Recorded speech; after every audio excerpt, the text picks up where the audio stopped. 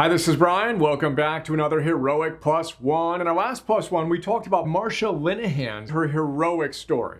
Now, I first heard of Marsha and her dialectical behavior therapy from Peter Attia in his great book, Outlive.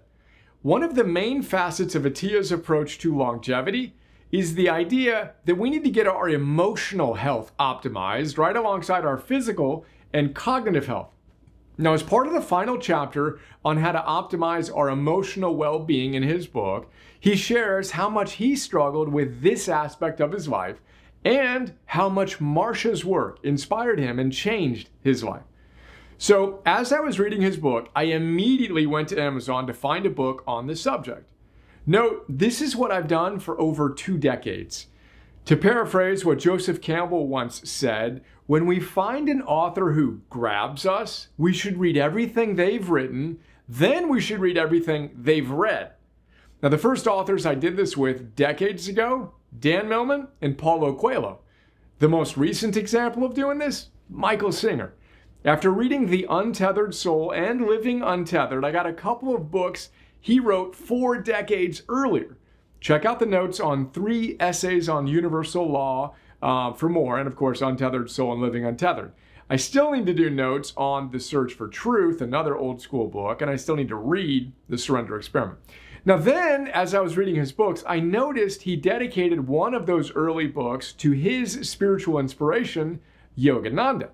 So I got all of his books I could find, including How to Be a Success, Living Fearlessly, The Law of Success, How to Awaken Your Potential, and To Be Victorious in Life. Check out all those notes, linked in this Plus One as well. I still need to do notes on his autobiography of a yogi. But that's not quite the point of today's Plus One. A little more context, then we'll get to it. Now, there were a few other books I could have gotten to learn more about dialectical behavior therapy, or DBT. I decided to start with Marsha's memoir, Building a Life Worth Living, because A, I was thinking about the fact that Tal Ben-Shahar told me that biographies are often the best self-development books, and B, I was grabbed by Angela Duckworth's blurb on the cover. She said it's a brilliant memoir by one of the greatest pioneers in psychotherapy history. Now, the book is extraordinary, truly extraordinary. If you or a loved one has ever struggled with depression and/or suicidal ideation, I think you will love it. And Marsha's story is beyond inspiring. In our last Plus One, I mentioned the fact that she spent 2 years in a mental health institution. While there, she made a vow to God that if she was able to escape her personal hell, she would do everything she could to help others escape their hells as well. Now, what I didn't mention was the fact that aside from a few very close friends, she never told anyone that she had wanted to end her own life and had spent 2 years of her life in a mental health institution.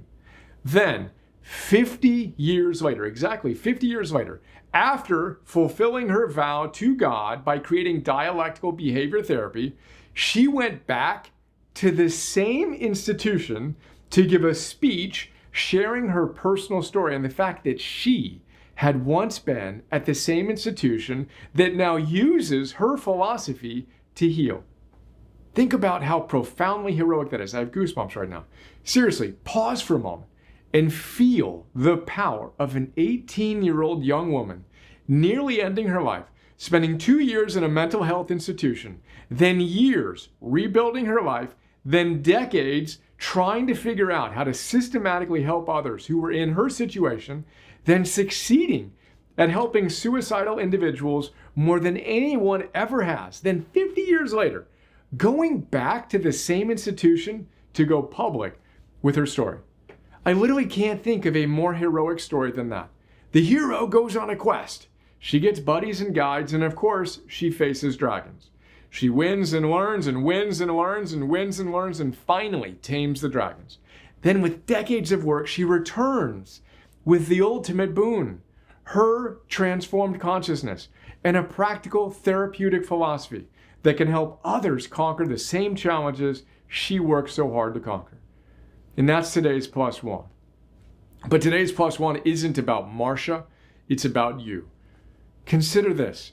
Perhaps your challenges are the fuel for your growth and are the seeds of the potential gifts you are destined to give to the world. As we consider that possibility, let's remember the most important truth in everything we do together. You are the hero we've been waiting for. Let's do the hard work to forge the strength for two so we can change the world, one person at a time, together, starting with you and me and all of us today.